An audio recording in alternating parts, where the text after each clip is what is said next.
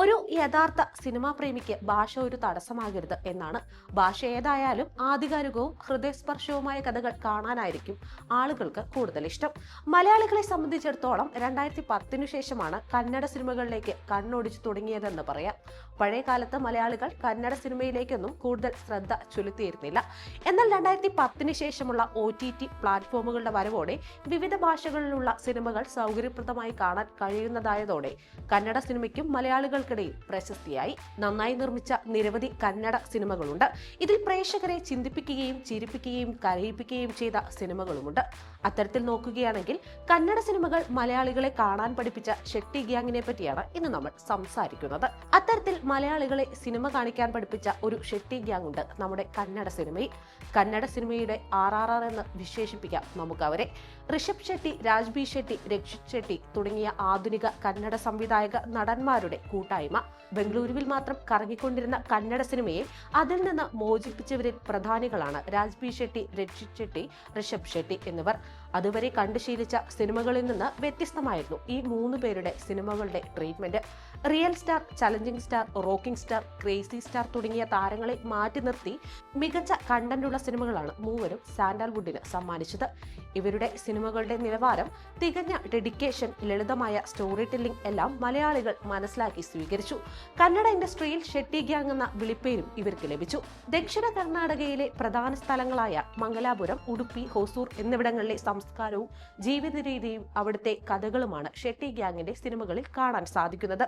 3 പേരിൽ ആദ്യമായി സംവിധായക കുപ്പായമണിഞ്ഞത് രാജ്ബി ഷെട്ടി ആണെങ്കിലും പിന്നാലെ എത്തിയ ഋഷഭ് ഷെട്ടിയും ഇൻഡസ്ട്രിയെ ഞെട്ടിച്ചു. അതുവരെ ക്യാമറയ്ക്ക് മുന്നിൽ ചെറിയ വേഷങ്ങൾ മാത്രം ചെയ്തുകൊണ്ടിരുന്ന ഋഷഭ് ഷെട്ടി 2019 നായകനായി അരങ്ങേറിയത്. ബെൽബോട്ടം എന്ന ചിത്രത്തിലൂടെ ആരാധകരെ സൃഷ്ടിക്കാൻ താരത്തിന് സാധിച്ചു.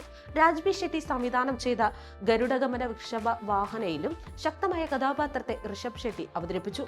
പിന്നീട് തന്റെ ജീവിതത്തിന്റെ വലിയൊരു സമയവും ഒരൊറ്റ സിനിമയ്ക്ക് വേണ്ടി മാറ്റിവെക്കുന്ന ഋഷഭിനെയാണ് നമുക്ക് കാണാൻ സാധിച്ചത്. പ്രേമം എന്ന മലയാള സിനിമയുടെ വിജയത്തിൽ നിന്ന് പ്രചോദനം ഉൾക്കൊണ്ട് ഒരുക്കിയ കിറിക് പാർട്ടി സിനിമാ പ്രേമികൾ ആഘോഷമാക്കി മാറ്റി.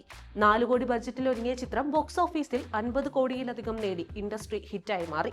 തിയേറ്റർ റിലീസില്ലാതിരുന്നിട്ട് കൂടി കേരളത്തിലും ചിത്രം സിനിമാ പ്രേമികൾക്കിടയിൽ തരംഗമായി മാറിയിരുന്നു. 2022 ഋഷഭ് ഷെട്ടിയുടെ സംവിധാനത്തിൽ റിലീസ് ചെയ്ത് വൻ വിജയം നേടിയ കന്നഡ ചിത്രമായിരുന്നു കാന്താര.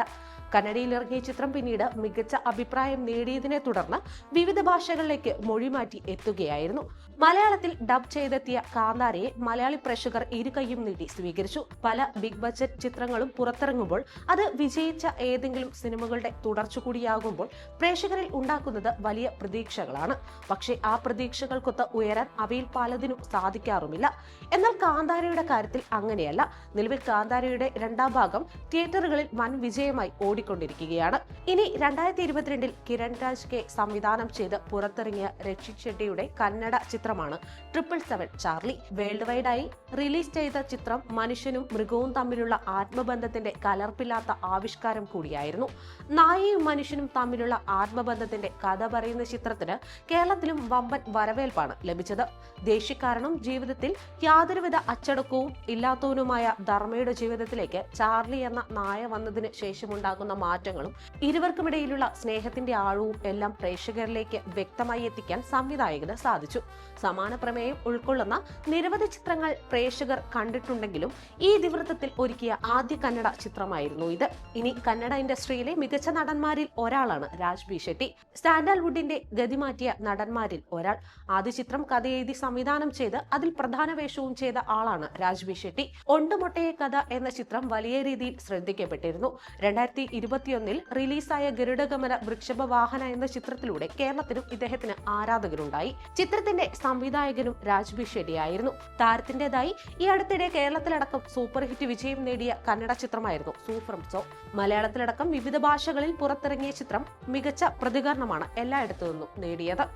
ഇത്തരത്തിൽ കന്നഡ സിനിമകളെ മലയാളികൾ ചേർത്ത് പിടിക്കാൻ തുടങ്ങിയിരിക്കുന്നു. പഴമയിൽ നിന്നും പുതിയ കാലത്തിലേക്ക് എത്തുമ്പോൾ ഇനിയും ഈ ഷെട്ടി ഗ്യാങ് മലയാളികളെ അതിശയിപ്പിക്കുമെന്ന് തന്നെയാണ് പ്രതീക്ഷ.